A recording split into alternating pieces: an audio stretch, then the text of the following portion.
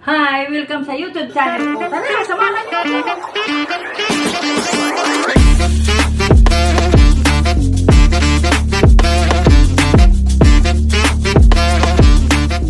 Sa Ningdako TV, patuloy niyo akong ipaloy, subscribe. Maraming salamat sa inyo. Laganap ngayon sa buong mundo ang ganitong mga pangyayari o relasyon ng mag-asawa. Na ang akala ng babae, okay pa sila, yun pala, hindi na. Hindi na. Kasi unang-una, hindi mo alam, may kausap na pala siyang iba. O, ang sasabihin sa'yo yan, magparamdam sa'yo yan na, kunwari, may kasamaan siya nagloko sa asawa. Yan ang unang pinaparamdam ng lalaki. Kunwari, mayroong siyang kasama na nagloko sa asawa. Yun pala, tinitingnan lang kung ano yung reaction mo. May kausap na pala siyang iba. Wala kang kaalam-alam na sinisiraan ka na doon sa babaeng target niya. Sasabihin niya, inaapi mo siya, masama ugali mo, hindi mo siya inaasikaso, hindi mo siya iniintindi, toxic ka na, hirap na siya. Kaya siyempre, yung kausap niyang babae, naawa sa kanya kasi inaapi mo siya eh. Inaapi mo siya.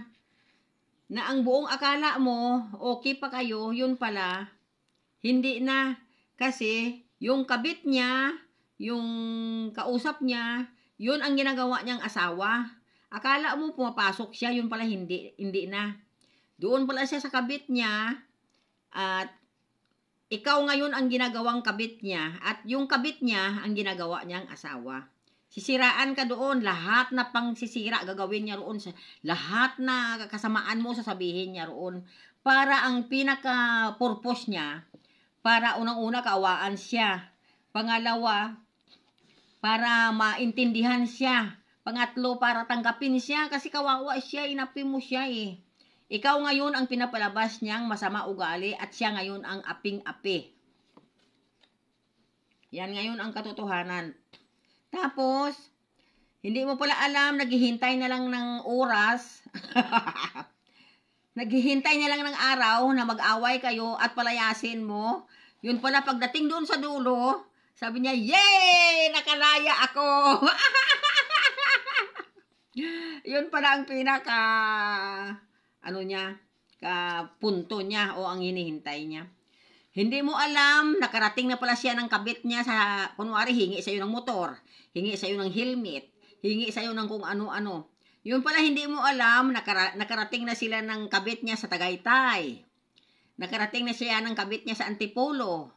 Nakarating na siya ng kabit niya kung saan-saan na mga lugar. Yung pinakamagagandang lugar na hindi kasi nagpapa-impress siya, may motor siya.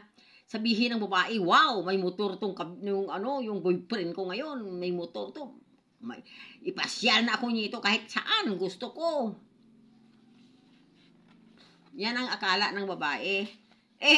Nung pinalayas ng asawa, walang dala kahit isa.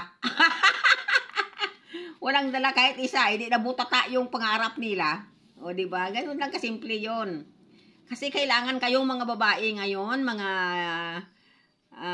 mga nining, sinasabi ko sa inyo, mga ma'am dyan, kailangan maging mautak po kayo. Ang pinaka number 1 po na malaman mo kung bakit nagluloko ang asawa mo, yung instinct mo, yung hinihinala mo, yung iniisip mo, totoo po yan. Yan ang pinaka number 1 na totoo sa lahat. Number 2, bumibili siya ng mga damit niya sa sarili niya na hindi mo alam. Na yung binibili mo sa kanya, ayaw niya. Ang gusto niya, yung sinusunod niya. Yun pala, hindi na ikaw ang sinusunod niya, kundi yung kabit niya, yung babae niya, yun ang sinusunod niya. Kasi yun ang sabi ng kabit niya na bibilhin niya. Masakit, di ba? Pangatlo, kahit lutuan mo pa siya ng pata, kahit lutuan mo pa siya ng kung anong masarap dyan, sasabihin niya sa'yo, walang lasa, sobrang lata, matabang, walang lasa. Kasi kung bakit niya nasabi yun na walang lasa, kasi ayaw na niya sa'yo eh. Kasi pag ayaw na ng lalaki sa'yo, pati luto mo, ayaw niya rin yan. Ayaw niya rin yan. Pinapakain na pala siya ng kabit niya. At number 4, sinasabihan siya ng kabit niya na wag kang dumikit sa asawa mo ha, wag mo nang gamitin ang asawa mo ha. Pag malaman ko lang. Yo, ikaw ngayon ang ginagawa niyang kabit at yung kabit niya ginagawa niyang asawa. 'Di ba? Tindi no? Kaya gamitin mo utak mo, Ning. Gamitin mo utak mo. Yan ang sinasabi ko sa iyo. Ilaganap ngayon yan sa buong mundo. Kaya wag nating hayaang mga babae na apihin tayo ng mga maluluwang ang tornilyo.